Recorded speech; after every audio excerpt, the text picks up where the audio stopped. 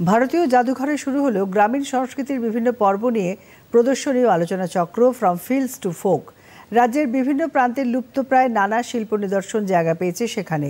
জাতীয় সংগ্রহশালার অধিকর্তা অরিজিৎ দত্ত চৌধুরী বলেন, গ্রাম বাংলার হস্তশিল্প তরুণ উদ্যোগপতিদের কাছে আকর্ষণীয় হয়ে উঠতে পারে।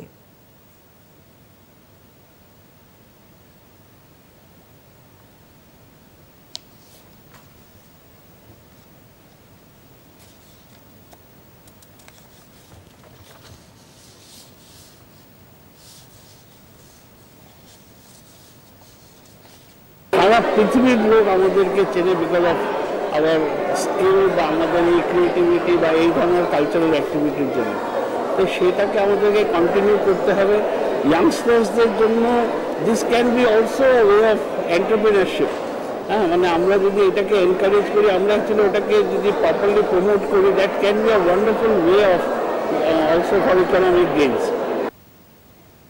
পদ্মশ্রী সম্মানপ্রাপ্ত শিল্পী প্রীতিকণা গোস্বামী তুলে ধরলেন তার জীবন সংগ্রামের কথা।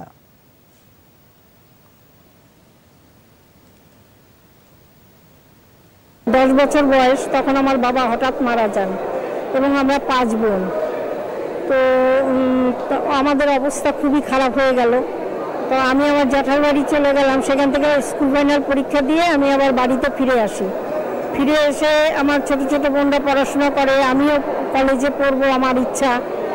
তো তখন আমি আমার এক বান্ধবীকে সেলাই করতে দেখে আমি একটু সেলাই করেছিলাম। তো সে ও ঘুরে এসে দেখে আমাকে বলছে যে সেলাইটা খুব ভালো হয়েছে। তো তখন থেকেই মানে আমি ওই সেলাই শুরু করলাম।